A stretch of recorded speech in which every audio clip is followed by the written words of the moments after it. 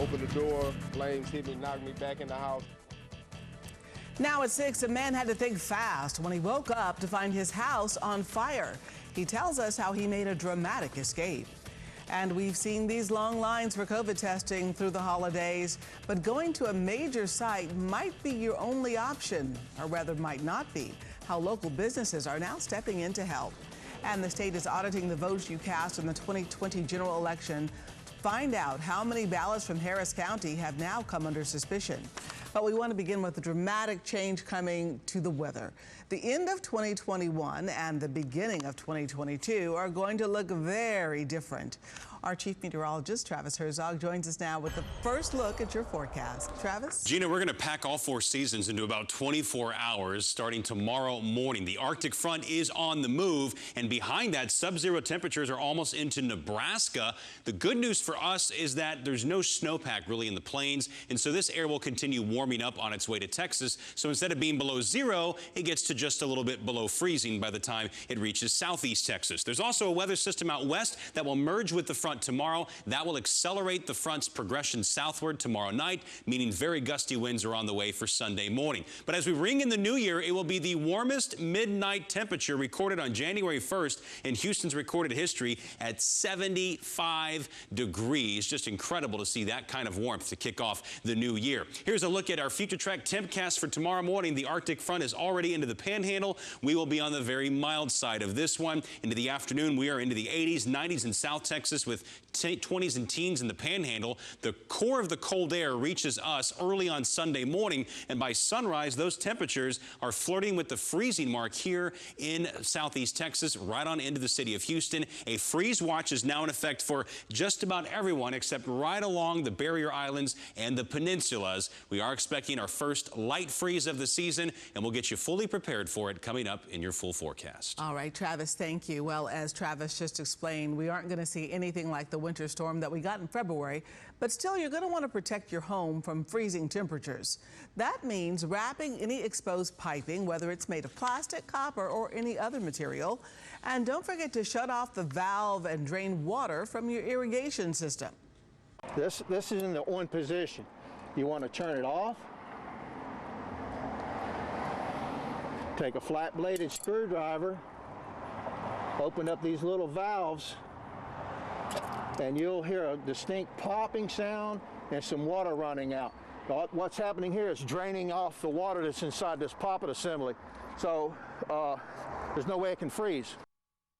Village Plumbing and Air says it probably won't be cold enough that you need to drip faucets inside your house, but you may want to cover the faucets outside of your house. Well, tributes are pouring in for beloved actress and comedian Betty White. She died today, just 3 weeks shy of her 100th birthday. Best known for her roles on The Mary Tyler Moore Show and The Golden Girls, White experienced a career resurgence in the mid-2000s, endearing herself to generations of new fans. Stars like Ryan Reynolds, Reese Witherspoon, and George Takei took to Twitter to call White a national treasure who will be sorely missed.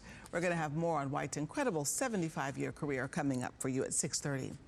We want to turn now to the COVID pandemic. Texas is asking the federal government for help with testing and treatment amid the current surge in cases.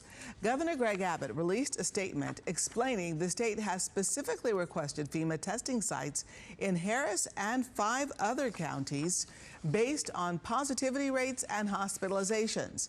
The state also wants a greater allocation of all 3 monoclonal antibody treatments. Only 1 is effective against Omicron, but the other 2 still work against other variants. Texas also wants 3 teams of medical personnel to provide additional support to hospitals in our urban communities. So let's put the current surge in cases in perspective. Here's a graph from the Department of State Health Services showing daily cases since the beginning of the pandemic. Now, the yellow line represents the 7-day average, and you can see there has been a sharp rise this month. The Health Department reports more than 10,000 new cases yesterday, 10,900 rather. Yesterday, that's about half of the cases at the peak of the surge last winter, but it's triple the amount of new cases from just 2 weeks ago. Now, this is the daily trend in cases nationwide. According to the CDC, you can see cases nationwide exploding with 2.2 million confirmed cases just over the past week. That is a new record. 486,000 new cases were reported yesterday, the third straight day of record numbers. Now, we should point out that some of these numbers are skewed as states go through a backlog of tests from Christmas. The country is averaging about 1,100 new deaths a day. That number has remained relatively stable over the last 2 months. Ahead of New Year's Day, there has been an increase in the demand for COVID-19 testing across the city. Houston Mayor Sylvester Turner says he believes the demand for testing has spiked because of people gathering for the holiday and the rapid spread of the COVID-19 variant Omicron. ABC13 reporter Roxy Bustamante joins us live now with more on what the city is now doing to try and meet this demand. The Houston Health Department says that it's going to increase the number of tests available and also add 2 more sites like the one behind me to make sure they meet the demand for free testing, and that's going to be happening next week. Now, tonight we stopped by a local gym who's also trying to find a way to help their neighbors get access to a free COVID test. At Muscleheads Houston on Emancipation Avenue, the gym co-owner wanted to find a way for his gym members and community to get a free COVID-19 test without having to wait in line for hours. Everything is about convenience, and to have the convenience of having it right here in 3rd Ward. If you say the Musclehead building or the Old Wolf Pawn Shop, everybody knows where it is. So we've had people walk up, we've had people, I've had a couple people Uber here in order to get tested. We came up with the idea of having people to be able to drive right up, not even have to get out of your car and get tested right here. Hello, we're doing mandatory COVID tests from the gym. The gym partnered up with Mega LLC, which provides free COVID-19 testing on site at different local businesses. At the gym this week, they have provided at least 200 tests a day and will reopen again on Monday. I've had very close family members and friends die from COVID, as well as with the vaccine. They've passed away from the COVID. So I just wanted to start something where we're giving back to the community, making people aware of their status so we can try to decrease that number of people who are getting really sick and the people that are passing away. Due to the increased demand for COVID-19 testing, there have been long lines spotted at testing sites from downtown Houston to Stafford. Houston Mayor Sylvester Turner warning the community about some pop-up testing sites that may not be credible, especially those that are charging for testing.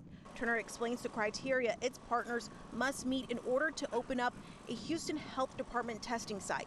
Every site, every lab has to be vetted before we sign off.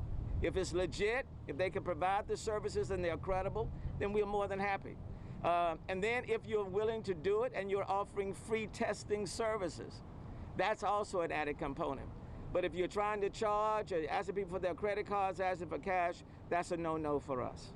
Okay, so anybody that we're partnering with will have to adhere to our guidelines and to our standards, and then it's a go. Roxy Bustamante, ABC 13 Eyewitness News. More children are being hospitalized for COVID-19 in the U.S. now than at any other point in this pandemic. That is according to new data from the CDC. An average of 380 children were admitted to the hospital daily over the past week. That's triple the rate of just a month ago. Nationwide, nearly 2,900 children are currently in the hospital with confirmed or suspected cases of COVID-19. And the FDA could authorize booster shots of the Pfizer vaccine for 12 to 15-year-olds next week. The authorization comes as early as Monday. That's according to an ABC News source. Texas is conducting a forensic audit of the 2020 election results. Those findings from Phase 1 were released today. Statewide, there were 509 votes that were potentially cast in both Texas and another state. 27 of those ballots were here in Harris County. 67 votes across the state are under investigation for potentially being in the name of a deceased person. 4 of those votes were cast in Harris County, and more than 11,000 potential non-U.S. citizens were identified as being registered to vote. 3,063 of those records are from Harris County. Well, a trio of car thieves waited 2 hours for a dealership to close so they could drive off with the Dodge Hellcat. This is surveillance video from the Helfman Dodge dealership in West Houston on Tuesday. The dealership says 3 thieves in a Mercedes drove into the service department and waited for the showroom to close. They then drove up to a blue Hellcat, and somebody got out of the Mercedes to, as you see there, steal that Hellcat. Dealership president Alan Helfman suspects the Mercedes was stolen as well. They took the front license plate off, they put one of those little paper plates on the back of it, and then they go commit a crime. I mean, you got to get some license plate readers or something. You got to stop some of this stuff. Helfman says that car came from Dallas, and now he's wondering if somebody put a tracker on it. The crooks did leave some evidence behind. Someone got cut while breaking the window of another vehicle. HPD is now examining blood found inside the car to see if it matches any other crime suspects. Well, still to come, a rough start to the new year for a man who lost everything when the home he grew up in was destroyed in a fire. How he managed to escape with his life. And then coming up at 6:30, unfortunately, New Year's Eve is known for drinking and driving. As law enforcement cracks down on DWI, you're going to hear from a family that knows firsthand just how painful the choice to drink and drive can be. And your current driving conditions after an afternoon lull. I have noticed the traffic has picked up into the downtown area. Here's your live look at the Gulf Freeway at the South Loop, also not too far from Hobby Airport at this hour. Traffic really starting to pick up, and if you are using Metro as your safe ride tonight, keep in mind Metro is moving on a Sunday schedule for buses, Metro Rapid and Metro Rail. Tomorrow, the new year is a Saturday anyway. On New Year's Day tomorrow, Metro will move on a Saturday schedule.